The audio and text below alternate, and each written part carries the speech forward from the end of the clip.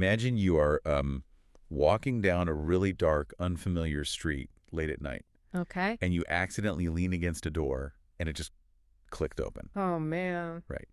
And you stumble into this smoke-filled room where the city's most dangerous ghosts are sitting around a table, and they're arguing, bragging, and just casually revealing the blueprints to an entire underworld. You'd probably hold your breath, right? I mean, you'd freeze. In a room like that, you wouldn't know what was a boast, what was a threat, or, what was an outright confession. Exactly. You're just standing there in the dark trying to separate the actual nightmare from just the noise. And that is the exact premise of today's deep dive. We're taking you, the listener, into one of those rooms. But it's not a physical room, it's a digital one.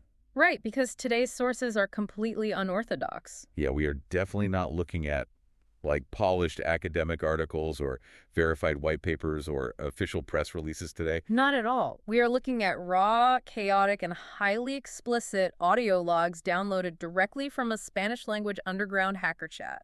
Yeah, specifically a Twitter space that just dragged on for hours into the night. It is a wild, completely unverified web of cyber drama, alleged cartel confessions, and explosive political conspiracy theories. Yeah, and our mission today is just to act as your impartial guides through all of this. We're going to untangle this narrative, look at the claims, and try to make sense of the absolute noise. But before we step into this room, we need to pause and make something incredibly clear to you. Yes. Very important. This source material contains highly politically charged accusations against major Mexican politicians, U.S. officials, and government agencies. So we need to state unequivocally that we are not endorsing, validating, or taking sides on any of these viewpoints or claims. Right. We are strictly and impartially reporting on the fascinating and frankly terrifying ideas contained within this original source material. We're just observing the room. We are not verifying the ghosts. Perfectly said. And man, what a room it is. We're taking you on a journey that starts with petty internet trolls ruthlessly roasting a rival and ends with claims of cartel kidnappings, international election hacking, and a secret piece of software designed to expose corrupt politicians in exactly 5 minutes. It escalates so quickly. But to really grasp the dark world we are entering, you first have to understand the culture of the chat itself. Yeah, set the scene for us. Well, this isn't a friendly Reddit forum. It's a digital turf war hosted by a group who refer to themselves as the Cybercholos. The Cybercholos. Yeah. And in this space, reputation isn't just like online clout. It is your currency, your shield, and your livelihood. And the attacks are merciless. Okay, let's unpack this, because listening to the first part of this audio feels exactly like walking into a modern-day digital saloon. That's a great way to put it. Right. You have these outlaws trading insults, but instead of drawing revolvers, they are threatening to dox each other. Which means they are threatening to publish each other's home addresses, private photos, and real identities to the world. Yeah, and the main target, sitting at the poker table, getting humiliated, is this user named Héctor López. The digital kangaroo court being held against Héctor is vicious. I mean, the community hurls horrific accusations at him. Really heavy stuff. Yeah, they accuse him of pedophilia, and even more shockingly, they claim he is involved in the murder of a fellow hacker named Raul Robles. Who went by the alias Megabyte, right? Exactly. Megabyte was formerly associated with a prominent group called Hacking Mexico, so these are major, major allegations in this community. But Hector's defense strategy is just, it's bizarre. It's totally disjointed. Yeah. And instead of clearly addressing these massive allegations, he tries to, flex on them. He brags about his wealth, claiming he sells high-end hardware. He specifically boasts about holding 3.5 Bitcoin. Right. And then to defend himself against the accusations regarding minors, he explicitly states that he actually just prefers touching his computer over being intimate with women.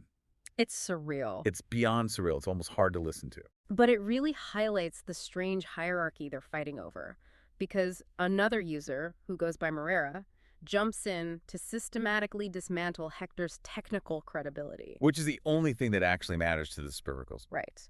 Morera points out that Hector has been dodging a challenge from a rival hacker named Mr. Bang.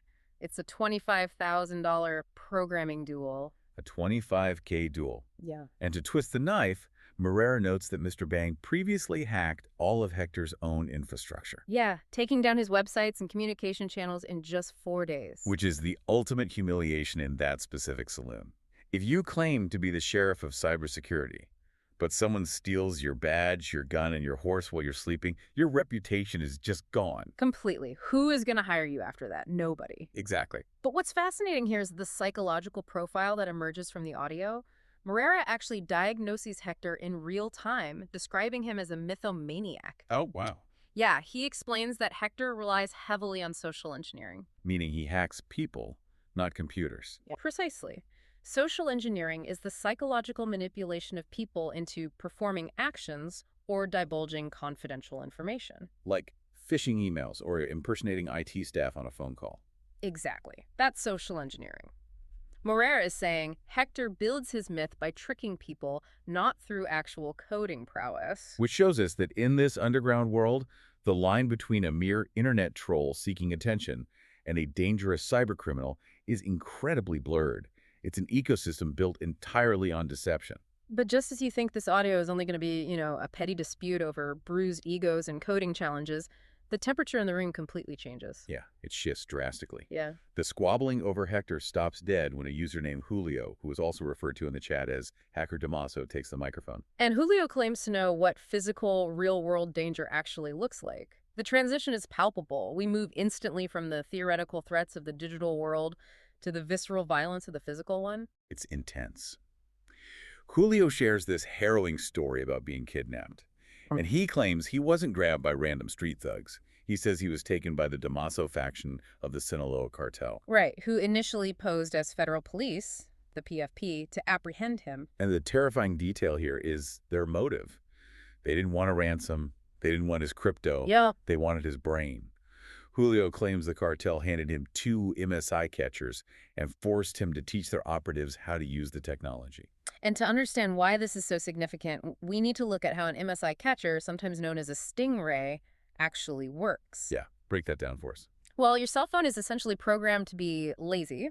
It is always scanning the area for the closest, strongest cell tower so it can conserve battery while maintaining a solid signal. It takes the path of least resistance. Exactly. And an MSI catcher exploits that behavior. It is a piece of hardware, often no bigger than a suitcase, that broadcasts a signal mimicking a legitimate cell tower. But it screams at a much higher power level. Right.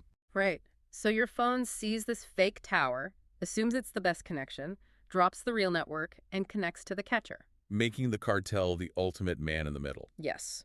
Once your phone connects to their device, they can intercept your calls, read your unencrypted texts, and most importantly, they can ping your device to determine your exact physical location down to a few meters.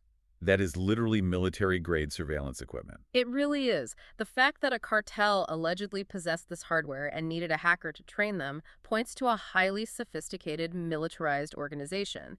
They are actively tracking rivals, or perhaps politicians, in real time. So Julio claims he was held and forced to work for them. But eventually he managed to reach out to a relative of former Mexican President Felipe Calderón to negotiate his escape. Which is a wild connection on its own. Right, and apparently he gets out. But his supposed rescue takes a dark turn. According to Julio, instead of being brought to safety, the military put him in a military hotel for 2 months, where he was interrogated and secretly recorded. Which introduces a massive contradiction. Here's where it gets really interesting. But wait, why would the military hold him and interrogate him for 2 months, instead of immediately acting on the fresh intel to take down the cartel? If we connect this to the bigger picture, this is where Julio introduces the core theme of the entire audio log. Which is? The absolute fusion of organized crime and state power. According to Julio's narrative, the military didn't act because taking down one cartel boss would inevitably expose 10 politicians. Wow. So they needed to know what he knew about them? Precisely. He alleges that his military captors interrogated him and secretly recorded him because they were terrified of what he might have learned about their own complicity while he was inside the cartel's tech hub. That is insane. Yeah, they needed to assess the damage to themselves before they even thought about acting against the Damaso faction. It's the ultimate paradox. The people you run to for safety are secretly on the payroll of the people you're running from. And because Julio allegedly realized that the military and the politicians were completely colluding with the cartels, the dam just breaks in this Twitter space. Oh, yeah. It opens the floodgates. Julio and the other hackers start dropping these massive, explosive political bombshells. We zoom way out from a personal kidnapping story to the scale of national geopolitics. And again, we must remind you, the listener, that we are impartially reporting the claims made in this raw audio. Yes. We are not verifying these statements, but exploring the worldview presented by these participants. Understood. And Julio's worldview is incredibly dark. He makes severe allegations against Omar García Harfuch, a very high-ranking Mexican security official. Yes, Julio accuses him of operating as a sociopath who essentially runs his own cartel, claiming he resells confiscated drugs and chemical precursors back onto the streets. And the claims go further back in time, too. They do. Julio alleges that in 2014, the military actually approached him with a request. They asked him to hack the Altiplano maximum security prison. Wait, to facilitate the release of the infamous cartel leader El Chapo. Exactly. And Julio's response to them is chilling in its technical accuracy. He claims he told the military that wireless hacking of the prison was impossible because of the underground sensors. Right, he explains the physical limitations. You can't just send a wireless signal through 50 feet of reinforced concrete and subterranean earth. Yeah, the prison acts as a massive physical Faraday cage, right? Right. Blocking electromagnetic fields. Precisely. Furthermore, the ground is laced with seismic sensors. So Julio advises them that to get El Chapo out, they would need to bypass the wireless entirely, intervene with physical fiber optics, and build a physical tunnel. And if you know your history, a highly engineered, ventilated physical tunnel is exactly how El Chapo eventually escaped in 2015. Exactly. And from there, the hackers pivot to the integrity of the state itself, specifically the democratic process. Oh, the election stuff. Yeah, Julio claims that during the 2024 Mexican elections, a fellow hacker known as El Plata managed to breach the PREP system. And the PRP system is the preliminary election results program, right? The system that digitizes the tally sheets from polling stations. That's correct. Julio alleges that El Plata downloaded 147,000 PRP acts, these scanned documents, in just 3 hours. That's a massive amount of data. It is. And he claims that by analyzing this massive data dump, they found visual proof of cloned signatures across geographically distant cities like Tijuana and Campeche. And what's the implication there? The allegation is that these signatures were mathematically distributed to rig the election in favor of Claudia Sheinbaum. Just to process this, it is as if the hackers believe they are reading the matrix of a shadow war. It's a spy thriller analogy playing out in real time. It really is. And then the user Morera chimes back in to expand this shadow war across the border. He claims that U.S. intelligence, specifically the IRS and the DOJ, are actively investigating companies called Potternet and Smartmatic for this alleged election fraud. Morera's geopolitical claims are vast. I mean, he asserts that the U.S. government, specifically mentioning figures like Donald Trump and Marco Rubio, is actively squeezing the Mexican government behind closed doors over this. Wow. He even claims that the recent highly publicized capture of cartel boss El Mencho was actually a direct U.S. military operation. Really? Yeah, according to Morera, Mencho was shot in a helicopter, and the U.S. is currently demanding the photographic proof from a reluctant Mexican government. It's an overwhelming flood of data. They are painting a picture of U.S. intelligence, the DEA, the FBI, locked in a quiet, unacknowledged war with a deeply compromised Mexican state. It reveals how these underground participants analyze global power dynamics. Yeah. They operate on the assumption that the United States doesn't completely dismantle the cartels because the illicit money flowing from narcotics is actually a foundational hidden pillar of the North American GDP. That's a dark thought. They view the global legitimate economy and the violent underground economy as one single intertwined organism. If you pull the cartel thread too hard, the banking system unravels. It forces you to critically think about how technology, metadata, and hacking have become the definitive weapons in international diplomacy and cartel warfare. Which brings us to the most incredible part of the audio. Yes, because faced with a state apparatus that Julio believes is entirely corrupt from top to bottom, he realizes that traditional human whistleblowing is completely useless. Right, you can't just hand a USB drive of evidence to a corrupt judge. Exactly. Therefore, he did what a hacker does best. He wrote a piece of code to forcefully drive the truth into the light. Julio details a custom software program he built, aptly named Anticómplices or Anti-Accomplices. I love that name. It's fitting. The design is elegant but devastating. The software is built to ingest massive volumes of what they call sabanas de llamadas, which translates to raw phone communication logs. To clarify for everyone, these aren't recordings of the actual phone calls. This is the metadata. Yeah. This is the billing record that says phone A called phone B at 2 a.m. and the call lasted 4 minutes and it pinged off a cell tower in this specific neighborhood. Exactly. And in the underground, these logs are surprisingly easy to obtain. Really? Oh, yeah. Hackers buy them from corrupt telecom employees for a few dollars, or they exploit vulnerabilities in global telecom routing systems to scrape them. So Julio feeds these massive spreadsheets of metadata into his software. And what Anticómplices does with those logs is staggering. Julio claims that in just 5 minutes, the software maps out the entire social and professional network of a suspect. 5 minutes. Yeah. If a seemingly clean politician calls a known cartel extortionist 30 times in a month, the software doesn't ask questions, it just flags the connection immediately. It replaces months of manual police work with a 5-minute algorithmic sweep. Furthermore, Julio built in a feature called geocoding. Right, this part is wild. Instead of investigators having to manually cross-reference phone numbers with addresses, the software uses leaked national databases like stolen voter registries or hacked bank records. So it pairs the phone number with the leaked address and generates direct GPS links to the physical front doors of the suspects. It literally automates the investigation of corruption. And Julio claims that high-ranking Mexican officials, specifically naming politician Eduardo Ramirez, are absolutely terrified of this program. Oh, of course they are. They actively refuse to implement it in any official capacity because, as Julio puts it, plugging this machine into the mainframe would instantly expose their own ranks. A machine would point the finger right back at the people running it. Exactly. And this creates a fascinating dilemma within the chat. They have built this weapon, but they have no one to wield it. Right. They debate trying to find a hero to take the software and make it public. They discuss offering it to prominent Mexican journalist Adela Mica, hoping a media figure could protect the code and broadcast the finding. But then they go even bigger.